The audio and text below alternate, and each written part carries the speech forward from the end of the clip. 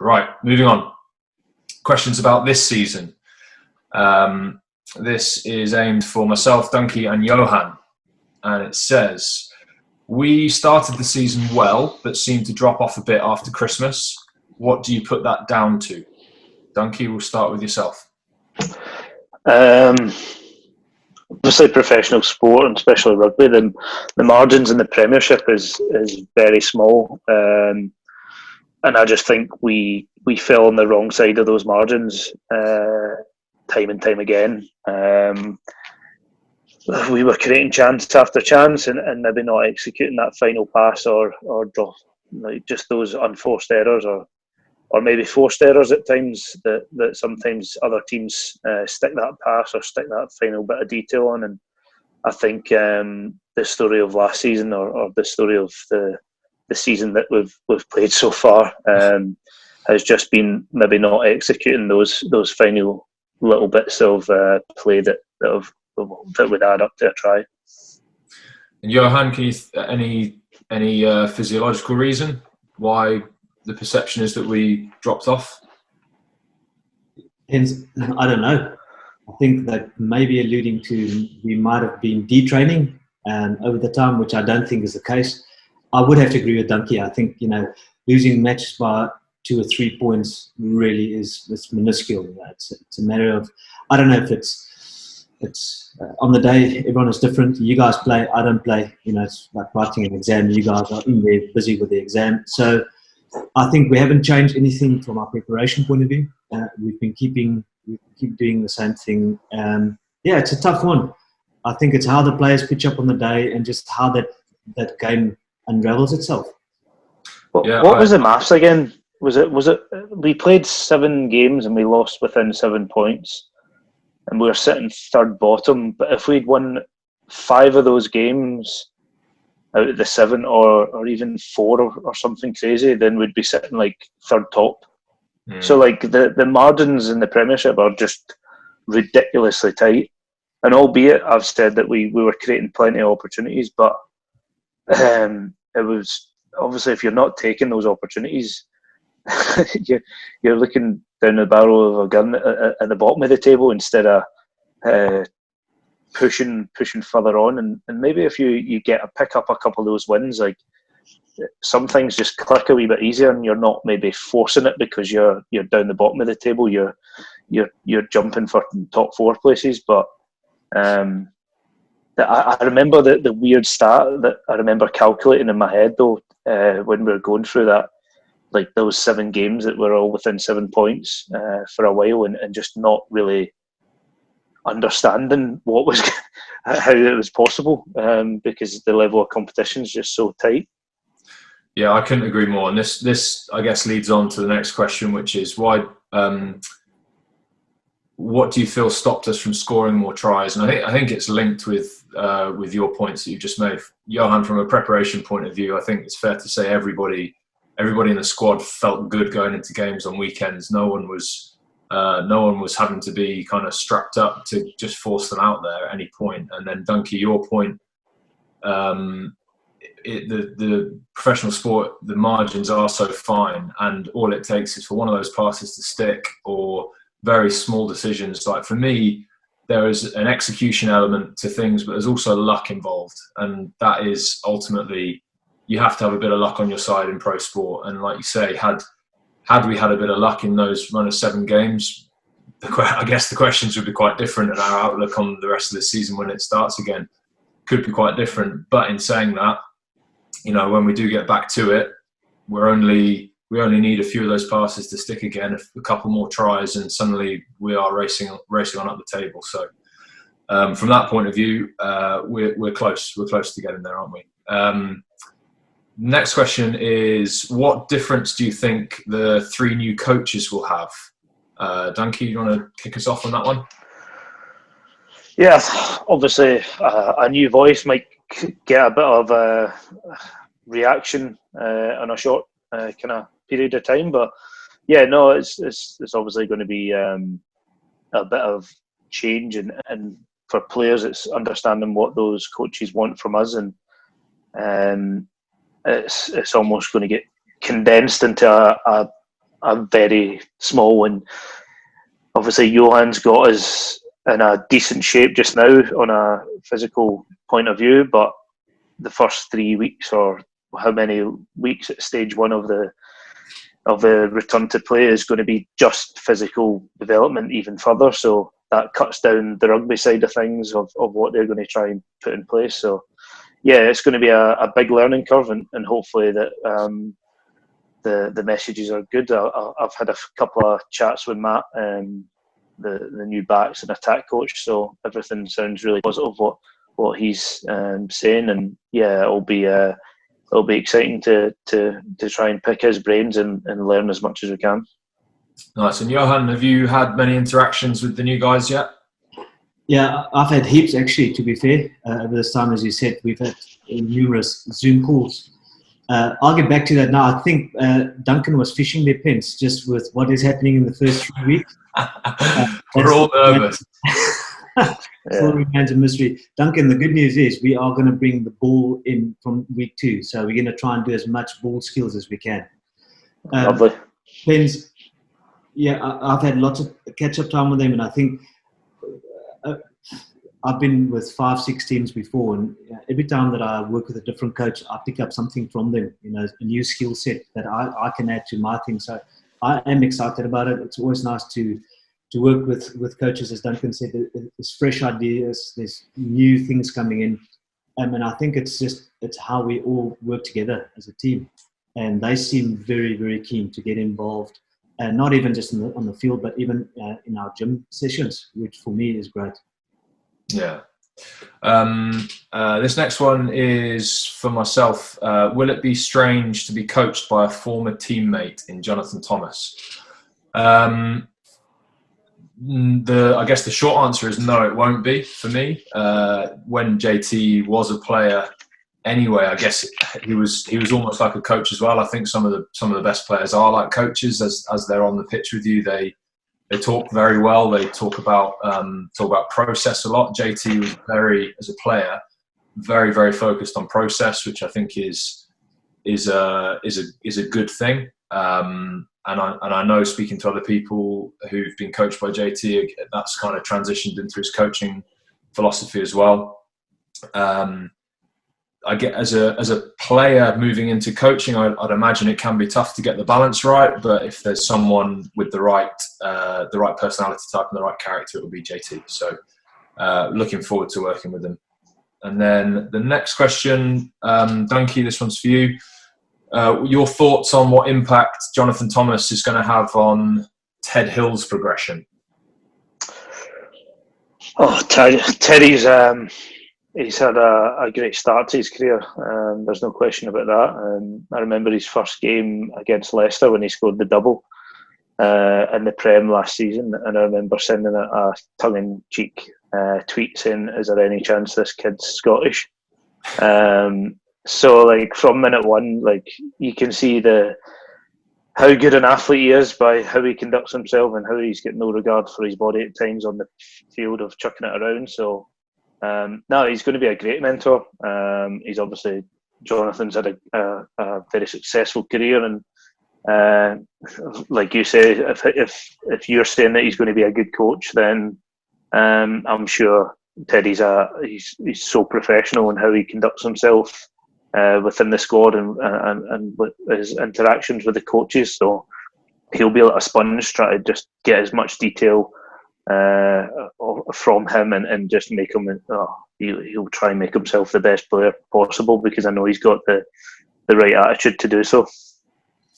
Couldn't agree more. I think JT's a great resource for Ted, and Teddy, like you say, is the personality type to latch on to that. So it will be exciting to see how he goes over the next few years. Right, looking ahead to next season. So I'm assuming that's not this season resuming. This would be 2021 season. What do you think our chances are of a top 6 finish? Dunky. Yeah, so if we can start getting a run of momentum of those that example of those last 7 games or whatever, and just falling short in the wrong side of defeats, if we can flit them into the to victories and get a wee bit momentum of on that side of things. I think that would be massive. I think our home form has to improve. I think my first season here, our home form was very good. I can only remember maybe losing a couple of times at home. Sixways was a real fortress for us, and I know I personally love playing at Sixways, and I know that the rest of the squad does as well. So, and plus, if people are coming out to watch us and we're representing them, like, we have to leave everything out there. We have to go and represent the county on a good light and put everything in the jersey. So definitely a good home form and maybe just being on the right side of those small margins games, and I think the maths will show that we'll be there or thereabouts. Yeah, agreed. And I guess linked with that, the next question is, how strong is the squad that Solly has assembled?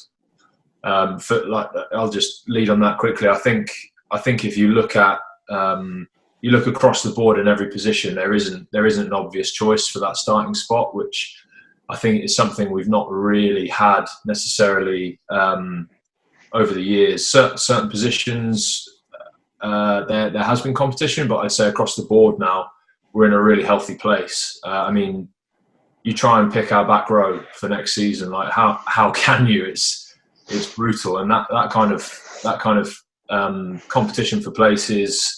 The ability to rotate without any drop off in quality, we're in a really good place. So, coupled with a few of those chances, like you say, getting converted, I think we've got a really good opportunity to be top six and pushing for playoff places. Any thoughts on that, Duncan, or all good? No, I totally agree. I think the competition of places only gets the best in the individual that's in the shirt on that current day, because then if they know they don't cut the mustard that day, then you know you're going to be waiting a while till you get the shot to go and reclaim that spot. So I think only a healthy level of competition throughout the squad and a good rotational policy to give guys opportunity is only going to get the benefits of a whole squad thriving to get in that match 15 week in, week out. Agreed. And last question of this section, it's which of the young players do you think will make their mark next season? That young lad Ted Hill's quite good, isn't he? He's got a bright future. Yeah, he's pretty old now. He's been about for 2 years. Obviously, Ollie Lawrence came through last season, so I'll try and not mention him too much. He's an obvious candidate in my head just now. I'm trying to... I was really impressed with Nick David working with him in the factory. Good kids, good attitude. Yeah, and bright, like a bright player, smart. Yeah, Alex Hurrell came through and done really well when he had his opportunity as well. Again, he's falls with injuries, but the way that he's rehab and the size of his upper body, he's became a bit of a freak in the gym. So that's obviously great to see that a young guy's got that mentality of, albeit he's got a lower limb injury, but he's thinking of what can he do during that period to make himself a better player once he returns. And seeing his gym sessions and seeing the shape of him, he's definitely worked hard. But yeah, Alex will have a good season. I'm trying to think younger than that. I'm trying to think. James Scott. I think he's a talented young player. Obviously, he's learning from Kitch on how to run a line out, and obviously young Kitch as well is there, learning from his brother. So I think he's got a good bit of potential about him, and he's a big lumpy a boy, so that always helps.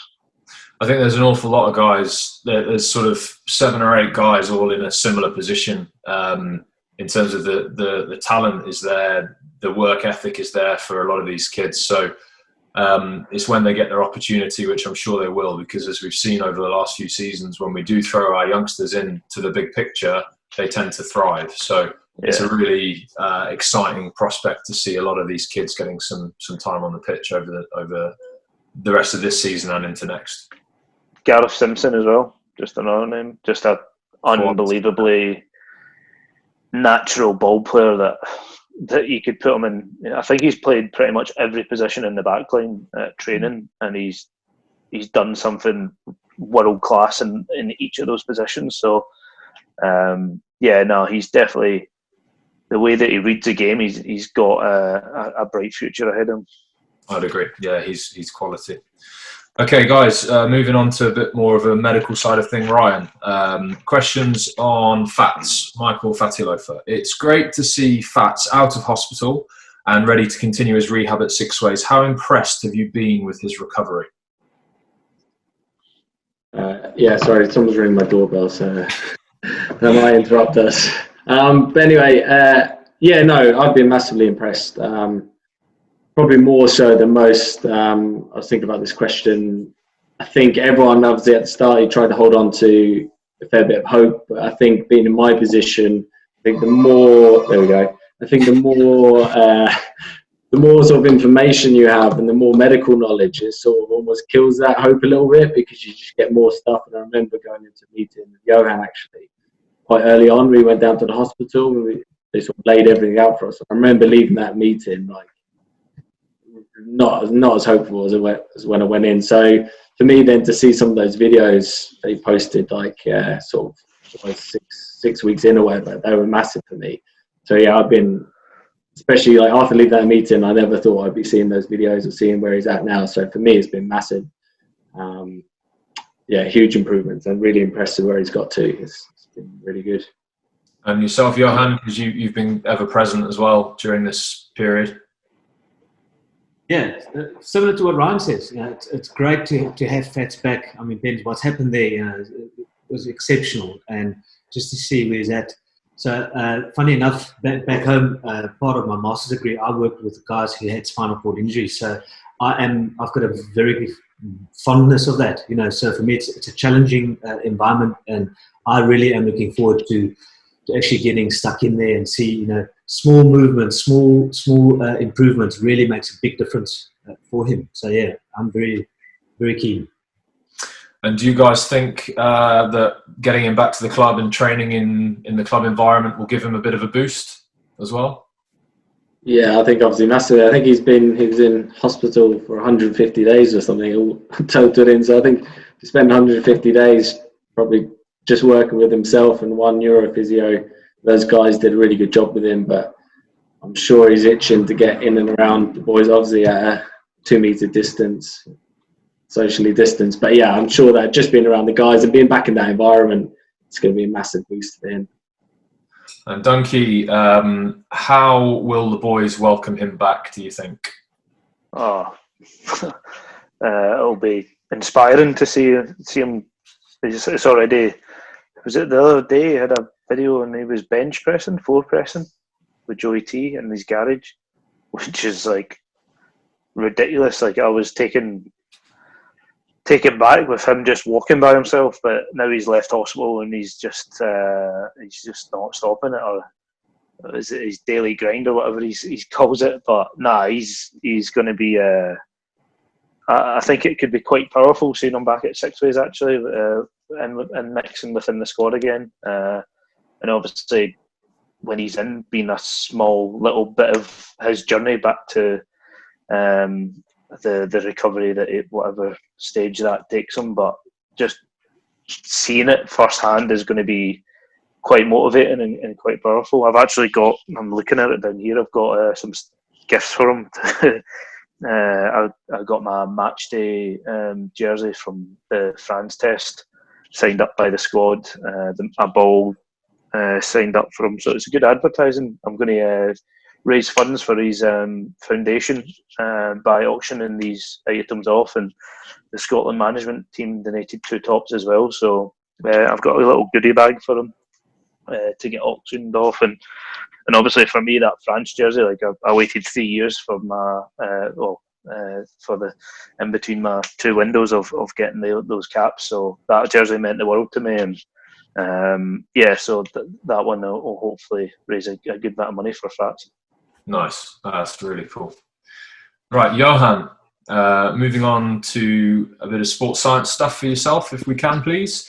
What role does technology play in your training these days? And is there a balance to be struck between being overly quantitative versus qualitative in your approach?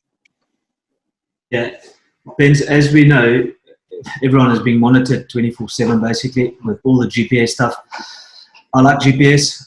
I'm a firm believer. It gives me our external load that we do place on you guys as players. I do think, however, we still need to use our intuition as to how we feel fit, you know. So science backs rugby up, but it's not explaining what's going on in rugby. So that's the way that's my approach to it.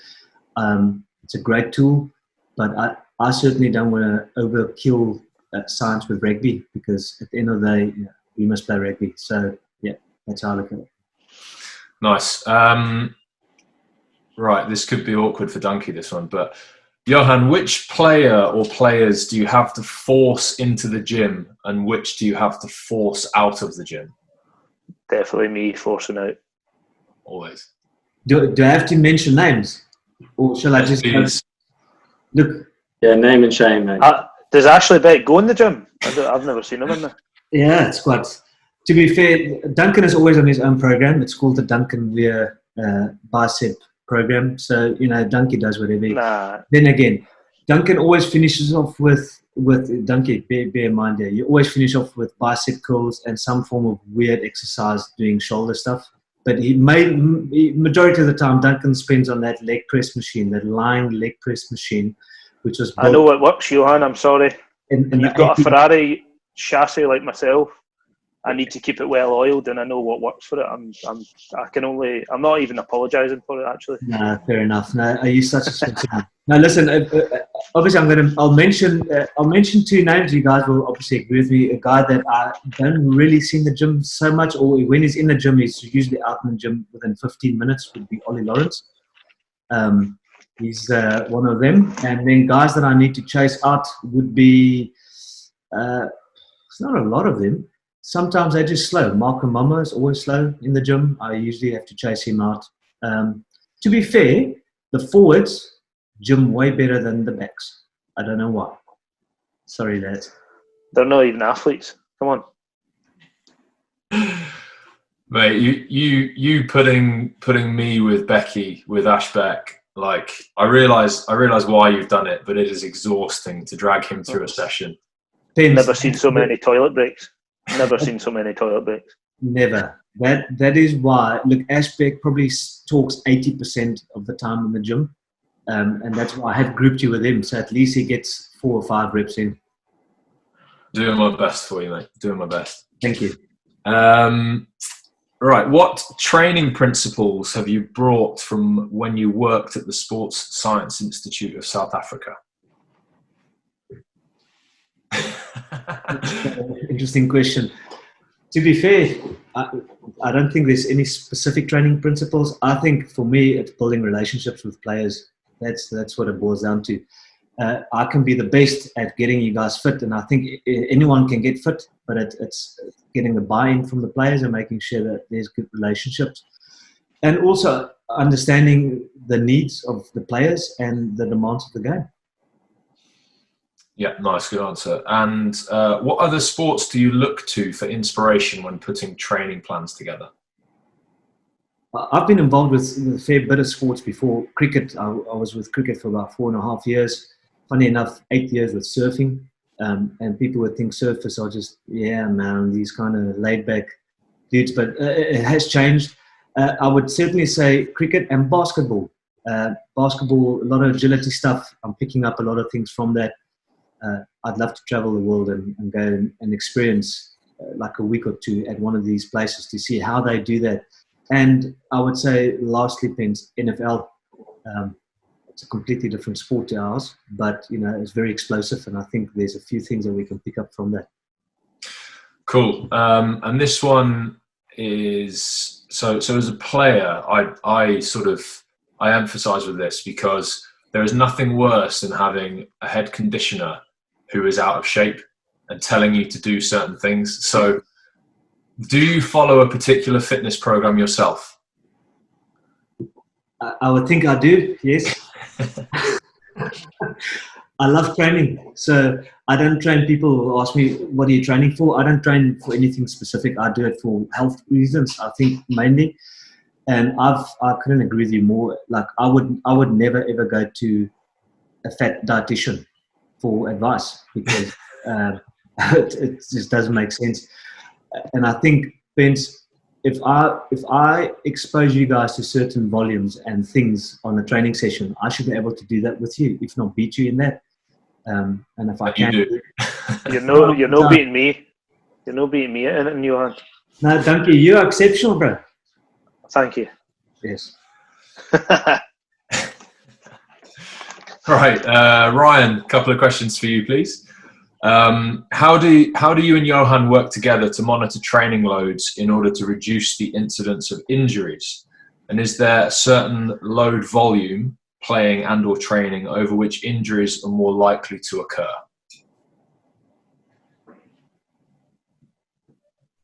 You might have to unmute. Probably better. There we go. Yeah, no, good question. I think we touched on some of it, but I think that just a bit of that about me and Johan working together, like outside of just monitoring loads, I think probably that is the most important part, that me and Johan communicate really well and get on really well. So I would imagine that's probably one of our biggest strengths. I know in other clubs and probably maybe in this club and other seasons, you don't have that communication between S&C and the medical department. It's a big problem because you need to be two departments working together and not seen as two opposing departments, one trying to push the players and potentially break them and one trying to hold them back. So I think just that open communication is really big, and it's been a really big help. And then outside of that, sort of, again, the load stuff, Johan might be better answering, but obviously looking at certain volumes of load, we've got your acute chronic ratios, which we keep an eye on. So it's looking at what you've done that week versus the previous 3 weeks, and trying to keep within certain thresholds of that have been shown to be predictive of injury. But then I think adding to that, I think it's probably more the soft skills for me. It's knowing the players, knowing what their personality is, what's going on in their life. Have they just had a baby? Have they slept?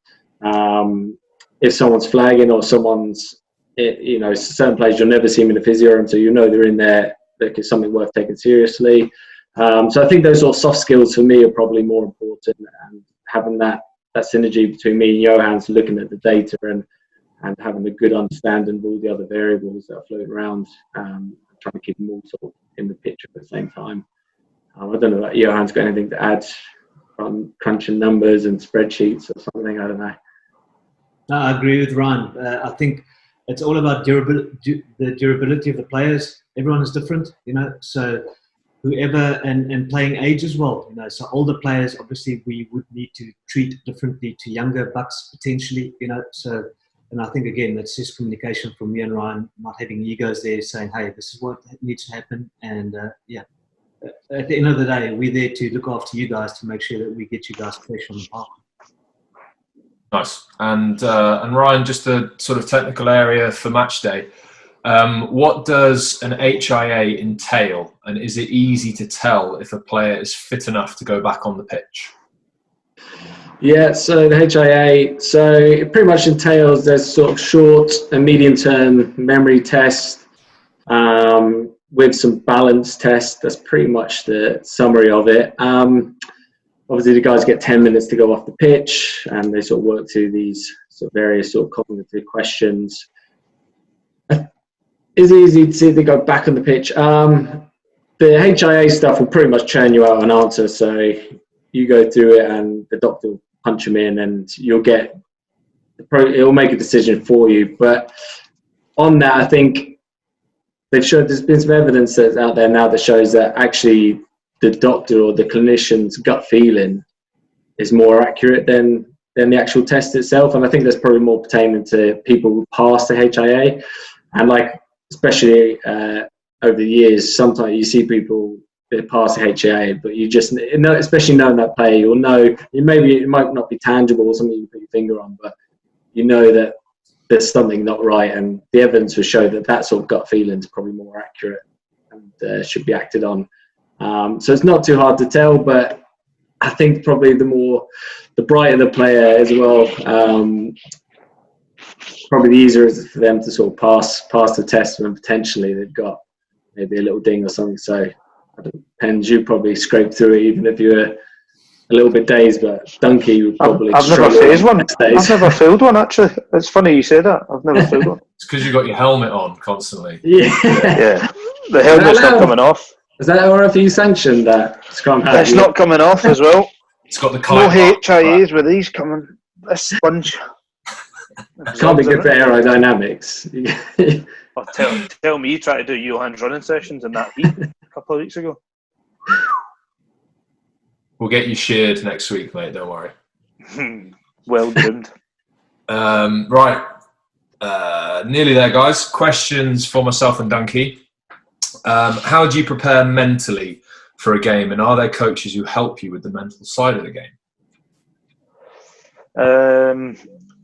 For me, obviously, being a key decision maker for the squad, and obviously the 60 or 70 decisions that I'll do within the team and during the game, but obviously having a really good relationship with the attack coach of running the plays and understanding what he wants in certain areas, but also on a global side of things, having a good relationship and good communication level with Solly that's probably overlooking everything and getting his global kind of feel of how the team wants to play, and obviously that lies on the standoff shoulder. So having those clear communications and obviously having a few ideas that myself and getting digesting all them is probably the most help that I'll mentally receive going into a game.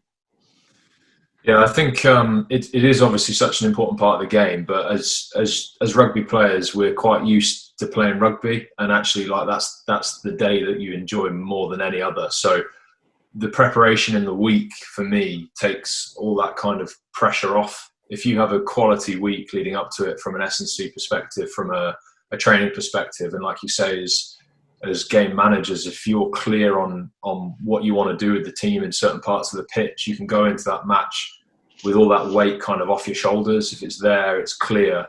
There's sort of trust in the plan. You can just go and express yourself there. And I think that's often the thing that kind of weighs people down mentally, makes people nervous or slow to react to things, is if there's just a bit too much going on, if the prep hasn't been quite right. So that for me, as long as I'm clear in a week going, and I know what my role is for that weekend, that takes the pressure off, and you just can rock up and do the thing that you enjoy doing. Yeah. Right, Dunky, Alderney Rugby Club are keen on getting myself and yourself over to the island to help develop rugby. Is that going to be possible? I'd love to say that I know where it is, but being a wee stumpy guy for Scotland, I don't know exactly where that is. But do you know where it is? I'm not sure. No, I'm assuming it is an island off of Scotland somewhere. Is it? I don't know. The Channel Islands. Channel Islands. Yeah. Channel Islands. Again. Aye. I'm keen. If I can get there. If I can swim there, then there's no boats or ferries at the minute, probably. So, if Johan takes my GPS pod and whacks it on my back, I'm happy to swim over. All right, leave it with us. All those on Alderney at the minute. Okay, finally, one for Dunky. Have you managed to source square sausage and haggis in Worcester yet? And if so, any recommendations?